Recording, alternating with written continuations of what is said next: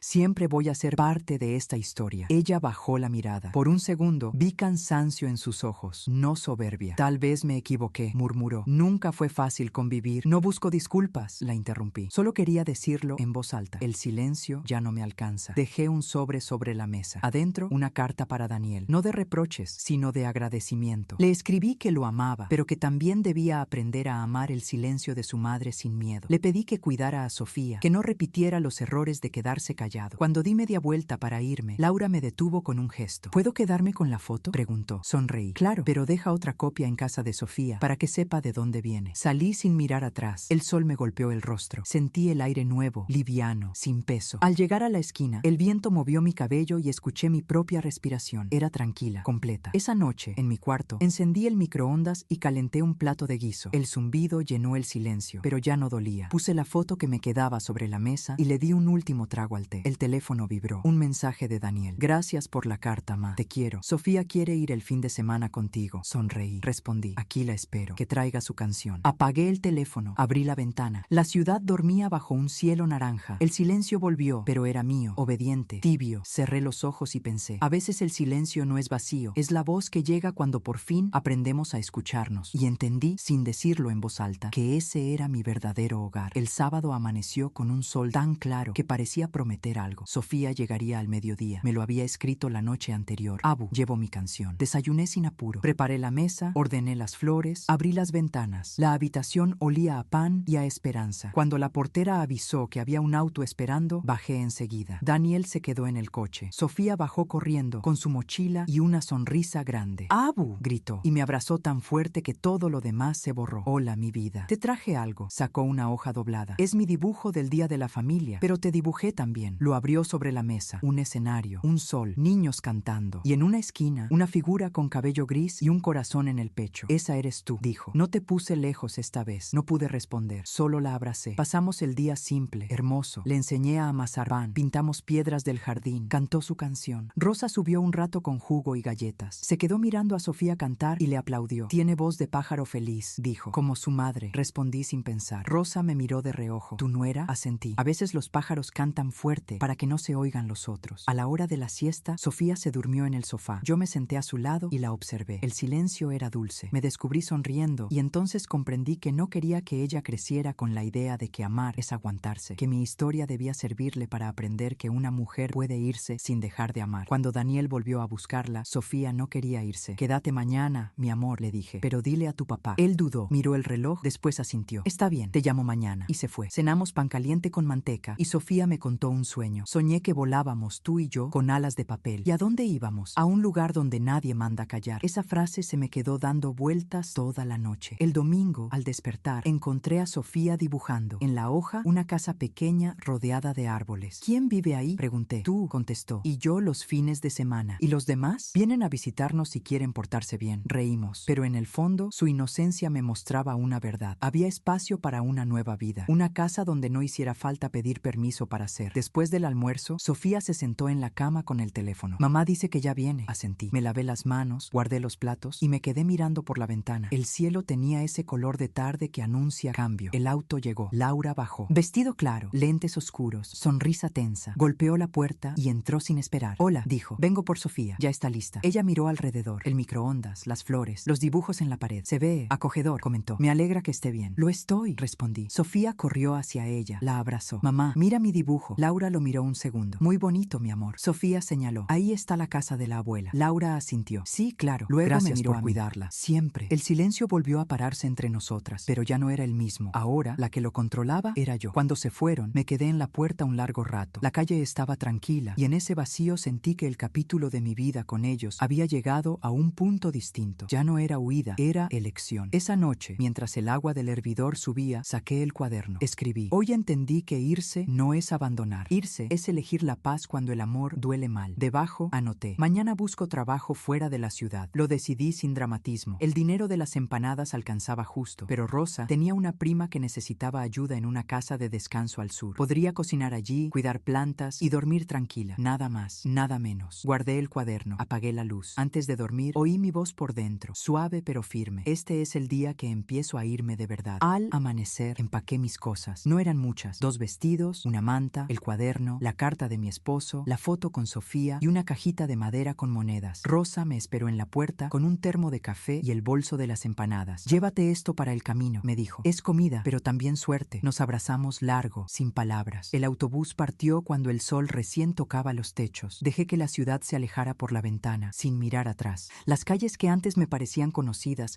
ahora eran solo líneas que se disolvían en el polvo. No lloré. Había llorado demasiado antes. Ahora solo quería respirar. El viaje duró 4 horas. El paisaje cambió. Los edificios se transformaron en casas bajas, los ruidos en viento. Me sentí liviana, como si cada kilómetro me quitara una capa de miedo. En el asiento de adelante, una mujer mayor tejía en silencio. El hilo pasaba entre sus dedos con una calma que me hipnotizaba. Le sonreí. Ella me devolvió la sonrisa y dijo: cuando una teje, no hace falta hablar. Cada punto es un pensamiento que ya no duele. Asentí. Entendí perfectamente. Llegué al pueblo antes del mediodía. Era pequeño, con una plaza central y un olor a pan que parecía salir de todas partes. La casa de descanso quedaba en las afueras, rodeada de árboles. Una mujer de cabello gris, Miriam, me recibió en la puerta. Tú debes ser Estela, dijo. Rosa me habló de ti. Sí, señora. No me digas señora, dime Miriam. Aquí todos somos familia. La frase me hizo sonreír. Familia. Una palabra que podía doler y sanar al mismo tiempo. Me mostró mi cuarto, una cama limpia, una ventana al jardín, una mesa pequeña. Tu tarea es sencilla, me explicó. Ayudar en la cocina, cuidar las plantas y acompañar a los mayores cuando quieran conversar. Acepté con un gracias que me salió del alma. Esa primera noche, mientras el cielo se llenaba de grillos, caminé hasta el patio. El aire olía a tierra húmeda y a leña. Pensé en Daniel, en Sofía, en Laura, no con rencor, sino con distancia, como quien recuerda un libro que ya terminó. Saqué el cuaderno. Escribí: hoy dormí en paz por primera vez en años, y aunque no sé qué vendrá mañana, ya no me da miedo no saber. Las semanas siguientes pasaron suaves. Aprendí a podar rosales, a amasar pan para 20 personas, a escuchar las historias de los ancianos sin interrumpir. Cada uno tenía su propio silencio, distinto al mío, pero todos compartían algo: la necesidad de ser escuchados. Una mujer llamada Julia me contó que había criado sola a 4 hijos y que ninguno la visitaba. A veces pienso que me borraron de su memoria, me dijo. Le respondí: entonces escriba su historia en papel, que nadie la pueda borrar. Al día siguiente apareció con un cuaderno nuevo. Desde entonces escribíamos juntas por las tardes. Un sábado recibí un sobre. Era de Daniel. Dentro había una carta breve y una foto de Sofía en la escuela, con el vestido celeste. Ma, sé que necesitabas irte. Te entiendo. Sofía te extraña. Pregunta cuándo vendrá a verte. Laura también quiere que vayan las dos un fin de semana. Gracias por no guardar rencor. Me quedé mirando esas líneas mucho rato. No lloré. Solo sentí una gratitud tranquila, como si el viento me acariciara el rostro. Guardé la carta junto a la de mi esposo y la foto la puse en la pared frente a mi cama. Esa noche soñé con Sofía otra vez. Cantaba la misma canción, pero esta vez su voz no temblaba. Yo la acompañaba con palmas, y al despertar supe que el tiempo no había roto nada esencial entre nosotras, solo lo había limpiado. Una tarde, Miriam me pidió que la acompañara al mercado del pueblo. Fuimos caminando, despacio. En el camino, me contó que hacía años también había vivido con su nuera y que las cosas no habían sido fáciles. El amor, cuando se encierra en una casa, se envenena, dijo. Me reí. Entonces hice bien en abrir la puerta. Claro, a veces irse no es huir, es ventilar. Compramos frutas, flores y una libreta para Sofía. Pensé en enviársela con una carta. Quería escribirle algo que no sonara a consejo, sino a abrazo. Esa noche lo hice. Mi amor, recuerda que las raíces no siempre están donde nacemos, sino donde aprendemos a respirar. Yo estoy bien. Espero que tú también. Canta siempre. Tu voz es fuerte. La dejé en el correo al día siguiente, con la dirección de Daniel en el sobre. Los días se fueron volviendo un tejido de rutinas sencillas: cocinar, regar, escribir. El silencio del lugar era amable, como un amigo que se sienta al lado sin pedir explicación. De vez en cuando, los ancianos me pedían que tocara la radio. Sonaban boleros viejos, zambas, tangos, y yo pensaba: qué frágil y qué poderosa puede ser una voz cuando decide no callarse. Una tarde, mientras regaba las plantas, vi un auto detenerse frente al portón. Era Daniel, y junto a él, Sofía. Corrí hasta la entrada. Ella saltó del coche y se lanzó a mis brazos. ¡Abú! ¡Te encontramos! Daniel sonrió, nervioso. Perdón por venir sin avisar. No hace falta avisar cuando se viene con amor, le respondí. Miriam los invitó a pasar. Les sirvió mate y pan caliente. Hablamos largo. Sofía quería verlo todo: el jardín, la cocina, las flores. Daniel miraba en silencio, observando cada rincón. Está lindo este lugar, ma. Es mi casa, le dije. No grande, pero mía. Él asintió. Se nota que estás bien. Lo estoy. Y vos, hijo, también lo estarás cuando aprendas a no callar lo que duele. Nos quedamos un rato sin hablar. El viento hacía ruido entre las hojas. Ese silencio ya no dolía. Nos unía. Después de aquel reencuentro, Daniel y Sofía se quedaron hasta el atardecer. El sol se escondía entre los árboles, tiñendo todo de un naranja que parecía inventado. Rosa había preparado una jarra de limonada y pan dulce. Lo compartimos en el patio, bajo una higuera vieja. Sofía cantó su canción otra vez, y los tres la escuchamos como si fuera un milagro pequeño. Cuando terminó, Daniel la abrazó, y por primera vez en mucho tiempo, también me miró de verdad. Te admiro. admiro, ma, dijo. No sé si podría haber hecho lo que tú hiciste. Uno no sabe lo que puede hasta que no le queda otra, respondí. Sonrió. Laura quería venir, pero pensé que era mejor que habláramos primero nosotros. Está bien. Dice que quiere que vayas a casa un día sin compromisos, solo a merendar con Sofía. Lo pensé un momento. Tal vez algún día, pero no hoy. Daniel asintió, sin insistir. Sofía corrió hacia el jardín con un palo, jugando a espantar hormigas imaginarias. Nos quedamos en silencio. Él me contó que había hablado mucho con Laura, que entendió que ambos habían dejado crecer un muro entre los tres. No quiero repetir eso con mis hijos, me dijo. Aún estás a tiempo. ¿Y tú? ¿Vas a quedarte aquí para siempre? No lo sé. Miré alrededor. El jardín, la casa, el aire libre. Por ahora, aquí respiro bien. Cuando se despidieron, Sofía me llenó los bolsillos de piedritas pintadas. Para que no te olvides de mí. Aunque las tire al río, seguiré recordándote, le dije. Daniel me abrazó fuerte. Gracias por seguir siendo mamá. Incluso cuando no supimos ser hijos. Lo miré y supe que esas palabras me alcanzarían durante mucho tiempo. El coche se alejó levantando polvo. Lo seguí con la vista hasta que desaparecieron tras el camino. Luego caminé hasta el río. Las piedras pesaban poco, pero juntas hacían bulto. Las saqué una a una y las lancé al agua. Cada golpe en la superficie sonaba como un adiós limpio, sin rencor. Esa noche, Miriam vino a mi cuarto. Tu hijo tiene buenos ojos, me dijo. Se nota que la quiere. Sí, solo tuvo que aprender a mirar distinto. Me dejó un plato con sopa y un cuaderno nuevo. Por si quieres seguir escribiendo, le agradecí. Después de cenar, abrí la ventana. El cielo estaba lleno de estrellas y el aire traía olor a pasto mojado. Pensé en todo lo que había dejado atrás, los gritos que no di, las lágrimas que no mostré, los silencios que cargué como piedras. Pensé en cómo cada uno de esos silencios me había empujado hasta este momento. Abrí el cuaderno y escribí. Hoy entendí que irse no siempre significa alejarse. A veces es la única forma de volver. Debajo dibujé un camino que se perdía entre árboles y al final del camino una puerta abierta. Ya no necesitaba cerrarla, solo caminar. Pasaron los días y el pueblo se volvió parte de mí. Las mañanas olían a pan y a hierba mojada. Los ancianos me esperaban para contarme sus historias y yo las anotaba todas. A veces, cuando terminaba de escribir, pensaba que cada una de esas voces era una forma de no desaparecer. Un jueves, Rosa llegó con una carta. Era de Laura. La abrí con manos tranquilas. Estela, gracias por cuidar a Sofía como solo una abuela puede hacerlo. He entendido muchas cosas estos meses. Te pido perdón si alguna vez te hice sentir menos. Me gustaría verte cuando lo sientas. No lloré, solo sonreí. Tal vez, por primera vez, las palabras llegaron a tiempo. Guardé la carta junto a las otras. Ya no era una colección de dolor, sino de reconciliaciones pequeñas. Cada una pesaba menos que la anterior. Un domingo, mientras preparaba pan, escuché un rumor afuera. Era Sofía, bajando del coche con un ramo de flores silvestres. Venía sola. Mamá dijo que podía venir a pasar el día contigo. La abracé. Pasamos la tarde haciendo tortas fritas y riendo hasta doler la panza. Al atardecer, me pidió salir al jardín. Abu, canta conmigo. Cantamos juntas. Y en esa canción no había tristeza, ni distancia, ni reproches. Solo dos voces unidas por algo más fuerte que la sangre, la verdad. Cuando cayó la noche, Sofía se durmió en mi regazo. El cielo estaba despejado. El silencio era perfecto. Pensé en Daniel, en Laura, en Rosa, en Miriam, en todas las mujeres que se habían quedado calladas por amor. Y prometí no hacerlo más. Miré el horizonte y sentí una calma profunda. Ese fue el momento exacto en que supe que el viaje estaba completo. No porque hubiera llegado a un destino, sino porque por fin había dejado de huir. Tomé aire y en voz baja, apenas un susurro, dije, este fue el día que decidí irme. Y fue también el día que empecé a volver. El verano llegó temprano aquel año. El aire traía olor a duraznos y a tierra caliente. Llevaba ya 3 meses en la casa de descanso y mi vida había encontrado un ritmo sereno. El canto de los pájaros al amanecer, el sonido del agua cayendo sobre las plantas, las voces de los ancianos repitiendo historias que ya me sabía de memoria, pero igual me gustaban. Un jueves por la tarde, mientras cortaba pan en la cocina, escuché el motor de un auto detenerse frente al portón. Era Daniel. Venía solo. Bajó del coche con la camisa empapada en sudor y una expresión que no le conocía desde niño. Nerviosa, apurada. Ma, necesito hablar contigo. Le serví agua. Esperé. Voy directo, dijo. Sofía quiere que vengas a su presentación del colegio. Va a cantar otra vez. Sonreí. Claro que iré. Laura también quiere que vengas. Lo miré, buscando en sus ojos si hablaba en serio. Laura, sí, dijo que esta vez no quiere que estés lejos. No respondí enseguida. El silencio entre nosotros se llenó de grillos. Después de tanto tiempo, me costaba creerle, pero la voz de Sofía pesaba más que cualquier duda. Está bien, dije. Iré. Daniel respiró aliviado. Gracias, ma. Y perdón si antes no supe ponerme de tu lado. Ya no hace falta, contesté. Lo importante es lo que hagas ahora. Nos abrazamos. Fue un abrazo largo, sin palabras, de esos que reparan un poco lo que el tiempo rompe. Cuando se fue, me quedé mirando la huella de las ruedas sobre la tierra. Sabía que ese regreso no era casual. El destino siempre te pone de nuevo frente a quienes necesitas cerrar un ciclo. El día de la presentación me levanté temprano. Miriam planchó mi vestido azul y Rosa insistió en acompañarme. Quiero ver la cara de esa nuera tuya cuando te vea entrar, bromeó. Reímos, pero por dentro temblaba. temblaba, no por miedo, sino por la certeza de que algo importante iba a pasar. La escuela estaba llena. El patio decorado con flores de papel, los niños corriendo, los padres con cámaras en mano. Cuando crucé la puerta, muchos me saludaron, los mismos que meses atrás habían desviado la mirada. El rumor se extendió rápido. Ahí está la abuela de Sofía, la que vive en el pueblo. Vi a Daniel al fondo, y a su lado, Laura, vestida sencilla, sin esa armadura de perfección que siempre llevaba. Cuando nuestros ojos se cruzaron, no apartó la mirada. Se acercó. Gracias por venir, Estela, dijo, sincera. Gracias por invitarme. No fue idea mía, admitió. Fue de Sofía. Dijo que sin ti no quería cantar. Me reí bajito. Tiene carácter. ¿Lo heredó? Contestó. Nos quedamos en silencio unos segundos. Por primera vez, ese silencio no dolía. Era una tregua. Sofía salió al escenario con un vestido blanco y una cinta celeste. Sostenía un micrófono con ambas manos. Cuando comenzó a cantar, el tiempo se detuvo. Era la misma canción del año anterior, pero con una estrofa nueva. Donde me escuchan, ahí es mi hogar. Sentí las lágrimas subir sin permiso. Y entonces, en medio del aplauso, pasó algo que no esperaba. La maestra tomó el micrófono y dijo: esta canción fue elegida por Sofía en honor a alguien especial. Y Sofía señaló hacia mí, a mi abuela, Estela. El murmullo fue un oleaje. Todos se giraron. Laura se quedó inmóvil. Daniel me miró con los ojos brillando. Yo no supe si levantarme o esconderme, pero Sofía insistió con la mano. Ven, Abu. Mis piernas temblaban, pero caminé. Cada paso me costaba un año de silencio. Cuando llegué al escenario, Sofía me abrazó y me acercó el micrófono. Canta conmigo, susurró. No recordaba la letra entera, pero mi voz salió igual, baja, temblorosa, pero viva. Cantamos juntas, y el aplauso final fue tan grande que me mareó. Vi a Laura limpiarse una lágrima sin esconderla. Y en ese instante supe que mi respuesta no sería un grito ni una venganza. Mi respuesta ya estaba ahí, mi voz. Después del acto, la directora me pidió unas palabras. Usted representa algo importante para las familias del colegio, dijo. Me negué al principio, pero Sofía me miró con esa mirada suya que no admite no por respuesta. Tomé el micrófono, no temblé. Miré a Daniel, a Laura, a todos, y hablé. A veces, dije, el silencio parece paz, pero no lo es. El silencio también puede doler, puede borrar, puede dejar cicatrices. Yo lo aprendí tarde, pero también aprendí que una voz, aunque temblorosa, puede volver a llenar una casa vacía. Hice una pausa. El aire del patio era espeso, expectante. Yo estuve mucho tiempo callada, creyendo que amar era no molestar, pero el amor no es eso. El amor no necesita permiso para existir. El amor es presencia, aunque duela. Y hoy miré a Sofía. Hoy entiendo que callar no fue proteger, fue desaparecer. Y ya no quiero desaparecer más. El silencio que siguió fue absoluto. Ni un murmullo, ni un movimiento, solo los ojos húmedos de Laura, la emoción de Daniel, la sonrisa de Sofía. Y ahí supe que mi respuesta los había dejado mudos, no por rabia, por verdad. El aplauso continuó mucho después de que bajé del escenario. No era un aplauso por la canción, lo sabía. Era por algo que todos habían sentido, aunque nadie se atreviera a decirlo, que mi historia también era la suya. Mientras el murmullo llenaba el patio, Sofía me abrazó. Te dije que cantaras conmigo, Abu. Y tenías razón, le respondí. Me hiciste recordar quién era. Daniel se acercó, todavía con los ojos húmedos. Ma, no sabía que guardabas tanto dentro. Lo que se guarda demasiado, hijo, termina hablando solo, dije, sonriendo. Laura se quedó unos pasos atrás. Sus manos apretaban la cartera, el rostro serio, pero no tenso. Cuando nuestras miradas se cruzaron, bajó los ojos y luego los levantó despacio. Gracias, murmuró. ¿Por qué? Por no quedarte callada más. Fue un instante breve, pero suficiente. Sentí que aquella frase suya era un puente. No pedía perdón, pero reconocía el daño. Y a veces eso basta para empezar a sanar. Después del acto, nos invitaron a tomar algo en el patio. Las maestras repartían jugo y galletas. Los niños corrían descalzos. Sofía no se despegaba de mí. Me contaba cada detalle del curso, de sus amigas, de la canción. Laura observaba desde la mesa y por primera vez no intentó controlarlo todo. Se quedó quieta, escuchando. Daniel propuso sacar una foto. Nos acomodamos bajo el árbol del patio. Sofía al centro, él a un lado y yo al otro. Laura dudó. Luego se colocó detrás de Sofía. Un padre del colegio tomó la cámara. ¿Listos? Asentimos. El flash brilló. Esa fue la primera foto en la que volvimos a aparecer juntos. Y no hizo falta ningún marco para que se sintiera completa. Al volver al pueblo, el aire me pareció más liviano. La tierra olía a lluvia, aunque aún no había caído ni una gota. Miriam y Rosa me esperaban en la entrada. Saliste en las redes del colegio, gritó Rosa apenas me vio. ¿Qué dices? Sacó su celular y me mostró la publicación. Una foto mía con Sofía, con un texto que decía: el amor verdadero no se grita, se sostiene. Gracias, Estela, por recordarnos lo esencial. Me quedé sin palabras, no por vanidad, sino por asombro. Tantos años callando, y ahora mi voz resonaba sin que yo la buscara. Te volviste famosa, bromeó Miriam. No, solo me volví visible, respondí. Esa noche me costó dormir. Pensé en todo lo que había cambiado. La casa de Daniel ya no me dolía. La ausencia de mi esposo se había vuelto compañía. Y Laura ya no era una enemiga, sino una mujer con sus propias heridas. Tal vez yo había sido su espejo, el reflejo de lo que ella temía convertirse. Una mujer que da tanto que se borra. A veces el amor entre mujeres se disfraza de rivalidad, cuando en el fondo es un pedido de comprensión. Pasaron unos días y un domingo recibí una llamada inesperada. Era Laura. Su voz sonaba diferente, más tranquila. Estela, vamos a hacer un almuerzo en casa, solo familia. ¿Familia?, pregunté, suave, sonriendo. Sí, familia, repitió. ¿Estás segura de que quieres que vaya? Sí, esta vez de verdad. Acepté, no por cortesía, sino porque ya no tenía miedo. No iba a ir a buscar aprobación, sino a confirmar que mi lugar estaba donde yo decidiera estar. El domingo siguiente me puse el vestido blanco que Miriam me había regalado. Llevé pan casero y flores del jardín. Cuando llegué, Daniel abrió la puerta con una sonrisa amplia. ¡Qué gusto verte, ma! Laura apareció detrás de él con un delantal manchado de salsa. Pasa, Estela. La mesa está lista. El comedor era el mismo, pero algo había cambiado. Sobre la repisa, entre las fotos de Sofía y Mateo, había una nueva, la del acto en la escuela, donde Sofía y yo cantábamos juntas. La miré en silencio. Laura notó mi gesto. Sofía insistió en ponerla ahí, dijo, pero no la quité. Gracias, contesté. Nos sentamos todos a la mesa. Rosa me había dicho que el perdón no se pide, se cocina. Y esa comida sabía a eso, a reconciliación. Entre risas y anécdotas, Sofía empezó a contarle a su hermano lo que había pasado en el acto. La abuela habló en el micrófono